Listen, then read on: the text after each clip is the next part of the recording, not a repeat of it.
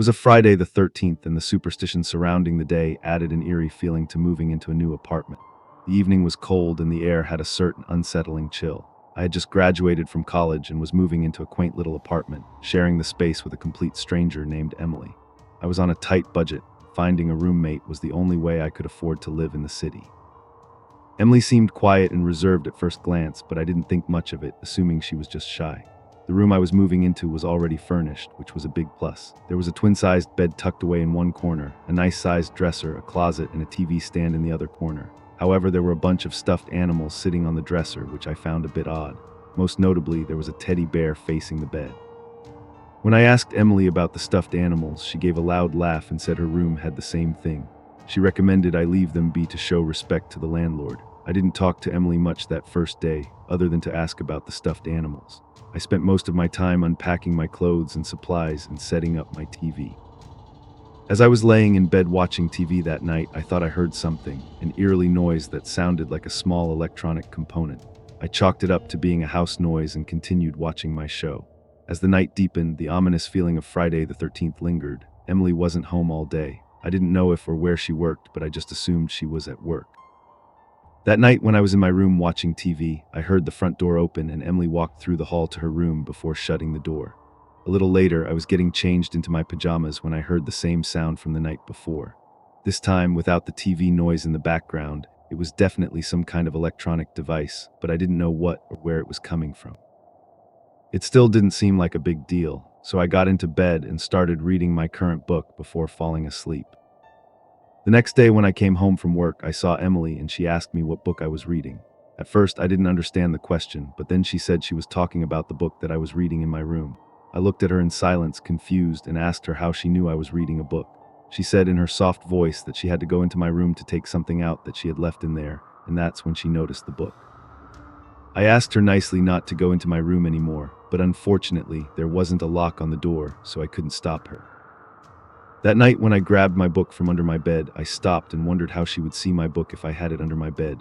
Thinking about this now creeped me out, and I was in no mood to read anymore. I looked around the room as I thought to myself, and then I noticed that big teddy bear on the dresser again. This time, it was angled so perfectly to face me in the bed. A scary thought crossed my mind. I stood up and walked over to the bear, grabbed it, and looked closely into its eyes.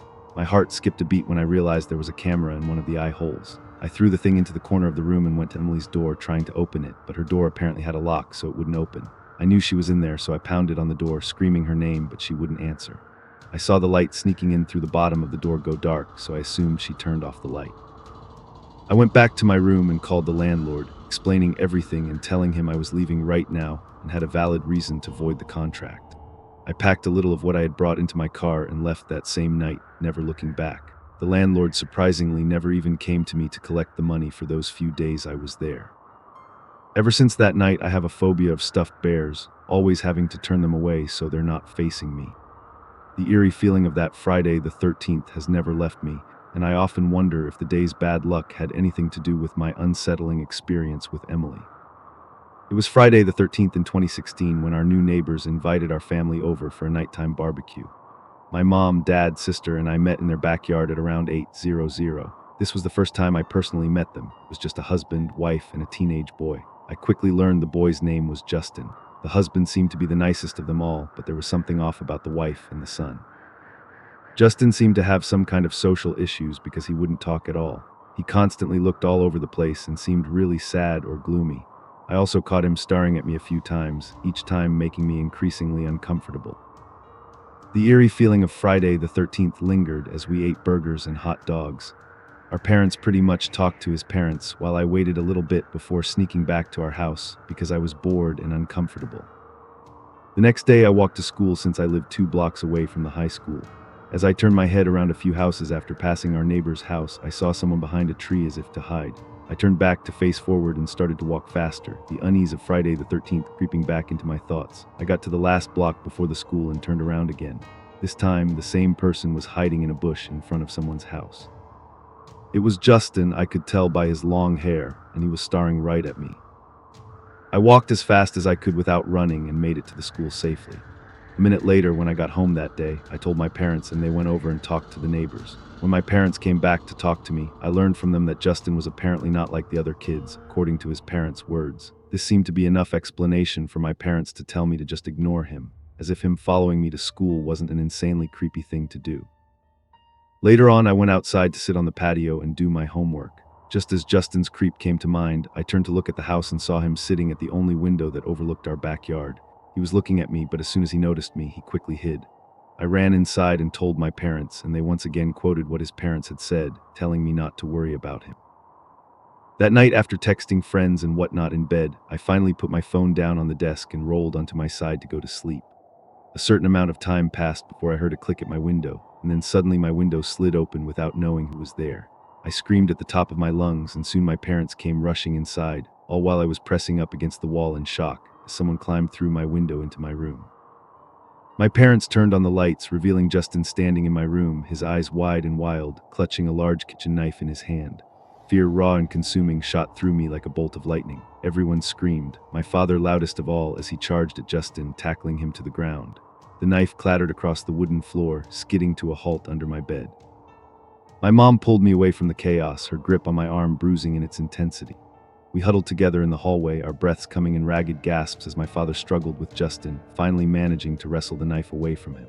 My dad yelled for us to get out of the house, his voice raw with terror I had never heard before. We didn't hesitate, we ran out into the night, chilly air biting at our skin as we raced next door, pounding frantically on their front door. It felt like an eternity before the porch light flickered on and Justin's father, his face creased with sleep, opened the door. Before he could even utter a word, my father shoved past him, yelling about Justin, the knife, the break-in. Justin's parents seemed less concerned about their son's actions and more annoyed at being woken up in the middle of the night.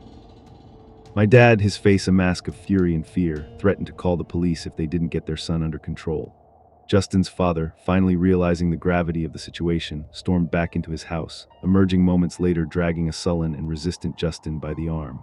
My dad marched us back into our own house, locking the door behind us with a resounding thud.